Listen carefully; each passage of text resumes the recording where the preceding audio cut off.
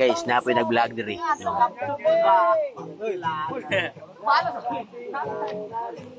Guys, mao na niya ang atong kuan video diri sa Taguluan River. Atong gi-visit diri. So guys, inyo makita karon guys ang buyag kayo nga tubig diri.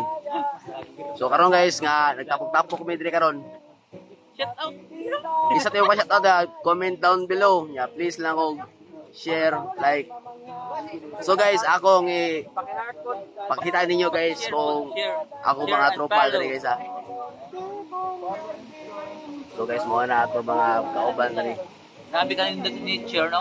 Sure. Relaxing kayo. Relaxing talaga. So guys, kompleto ni na gitarist, na tabiis, tang katabi guys. Kompleto ni guys. So guys, napoy ga vlogger diri. Ga vlog. Kinato ga dinhi vlog guys ha, dinhi vlog. Video lang, video. Huwag kayo puro trabaho. Gala kayo minsan. Bigo din, liter. Liter lang. Imo na nyo makita guys nga buyag kayo nga tubig.